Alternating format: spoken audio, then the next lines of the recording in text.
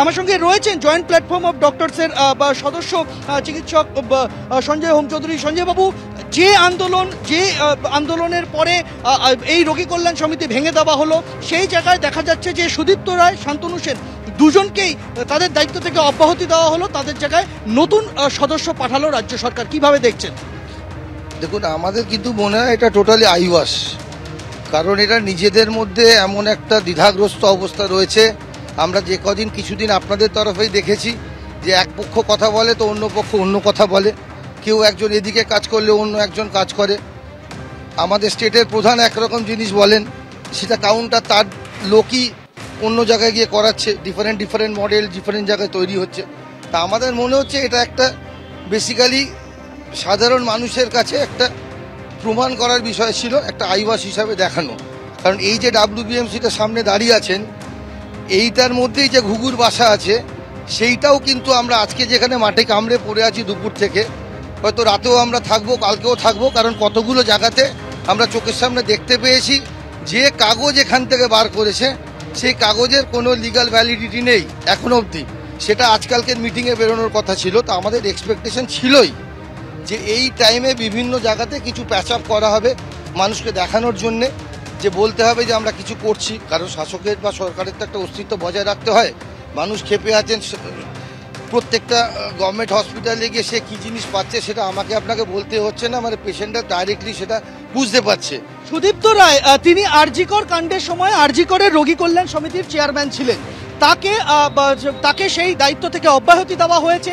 তার জায়গায় আরজিকরের রোগী কল্যাণ সমিতিতে সরকারি প্রতিনিধি হচ্ছেন অতীন ঘোষ। অতীন ঘোষ কিন্তু আরজিকরের রোগী কল্যাণ সমিতিতে ছিলেন, সদস্য হিসেবে ছিলেন। এবার একমাত্র সরকারি প্রতিনিধি হিসাবে অতীন ঘোষ, ডেপুটি মেয়র, তিনি থাকছেন আরজিকর হাসপাতালের রোগী কল্যাণ সমিতিতে সরকারি প্রতিনিধি হিসাবে। কলকাতা মেডিকেল কলেজেও রোগী কল্যাণ সমিতির চেয়ারম্যান ছিলেন সুদীপ্ত রায়। এবার কলকাতা মেডিকেল কলেজের যে তালিকা প্রকাশ করেছে সরকার, তাতে দেখা যাচ্ছে সেখানে শশী যাকে দায়িত্ব দেওয়া হয়েছে সরকারি প্রতিনিধি হিসেবে, তিনি কলকাতা মেডিকেল কলেজের RKS অর্থাৎ রোগী কল্যাণ সমিতিতে তিনি সদস্য হিসেবে থাকবেন। শান্তনু সেন তিনি NRS এর রোগী কল্যাণ সমিতির চেয়ারম্যান ছিলেন। এখন দেখা যাচ্ছে যে NRS এর রোগী কল্যাণ সমিতিতে সরকারের প্রতিনিধি হিসেবে যাচ্ছেন শক্তি পাণ্ডে, যিনি সদ্য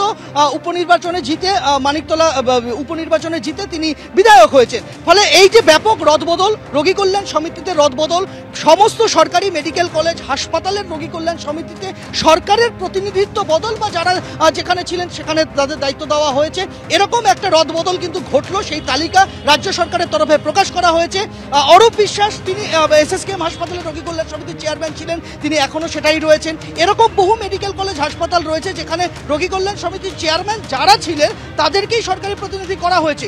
কিন্তু একমাত্র আমরা দেখতে পেলাম ব্যতিক্রম ঘটলো সুদীপ্ত রায়, শান্তনু সেন, তাদের ক্ষেত্রে। আমরা প্রসঙ্গত এই দুজনের বিরুদ্ধেই কিন্তু একাধিক অভিযোগ উঠেছিল বিভিন্ন মহল থেকে। তারপর আমরা দেখলাম যে রাজ্য সরকারের এই সিদ্ধান্ত। রোগী কল্যাণ সমিতিতে বড়সড় রদবদল, কোপে পড়লেন সুদীপ্ত রায় এবং শান্তনু সেন। সুদীপ্ত রায় তার জায়গায় কলকাতা মেডিকেলের সরকারি প্রতিনিধি শশী পাঁচা, শান্তনু সেনের জায়গায় NRS এর সরকারি প্রতিনিধি করা হলো শক্তি পাণ্ডাকে।